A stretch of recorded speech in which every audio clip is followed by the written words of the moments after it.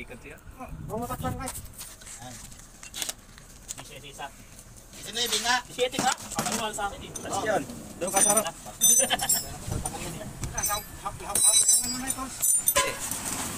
Ano po yung ginagawa niya dyan? Guys, ano ka nga Masaging ang pit mo dyan. Ano yung ano tawag dito? Yung ano? Ah, kalsan na. Pagkakas ka dyan ha. Huwag mo iharap. Delikado dyan.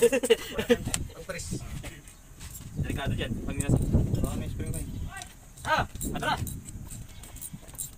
Okay, ayan na. Pinabaklas na nila ngayon yung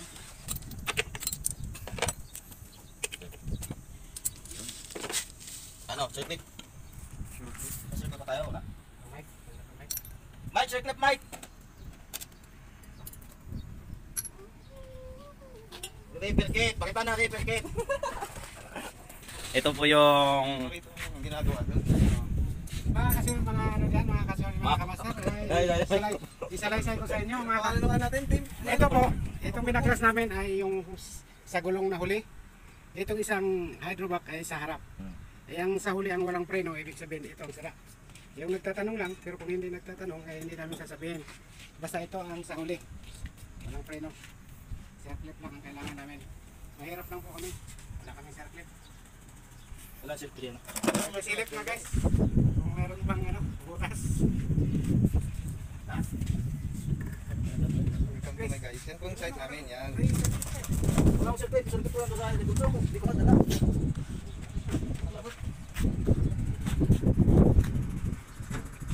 Oh, sabay. Kahit hindi na mga place ano.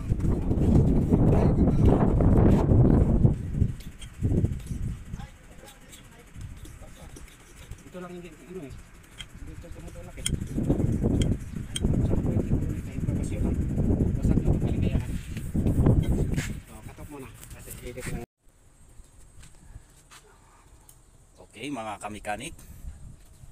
Ang problema naman itong isang bomb truck namin ay mahina yung swing at saka mahina din yung bomb up, bomb down ng bomb namin. Kaya ang suspect namin dito ay bomba. At yun, tinanggal namin yung bomba, hydraulic pump. At saka nung binaklas namin ay meron na nga talagang gas-gas. Tsaka lahat nitong ano guys, mahina na talaga, pati yung ano ng kable mahina na rin. Kaya nag-aantay na lang kami ng ano naman at pinagawa. Ang unit na ito ay isang Isuzu. Yun. At yun lang po, salamat. Okay mga kamekanik, nandito tayo ngayon sa Pandi, Bulacan. Meron tayong tinotrouble dito ngayon ay isang Hyundai bomb truck. Problema niya po ay hydrovac. Ito po ay kami po ay nagpalit na ng bagong isang hydrovac, yung sa harap, ito po. At nung naikabit namin, sinubukan namin ulit ng ano at meron talagang singaw. Merong engkanto. At saka nung nagpalit na kami ulit ng ano, at nung nag-bleed kami ng Palitan ng guma yan. nag-bleed kami ng ano sa hydrovac, yung isa ay walang lumalabas na fluid.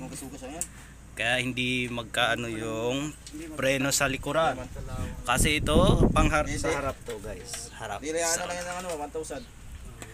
Kaya ngayon sinubukan naming i-repair at nang kailangan naming ibiyahe na ito bukas. Kasi pag Tayo mo.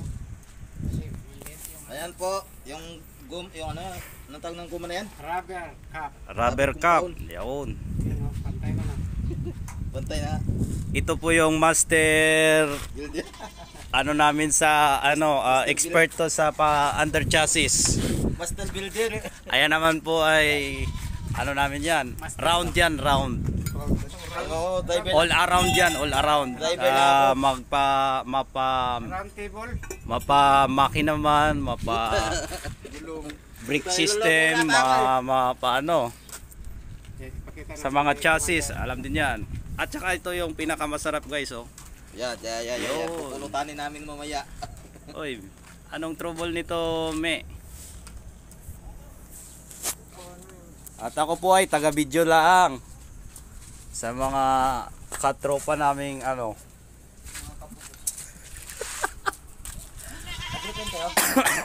Yan lang guys, thank you.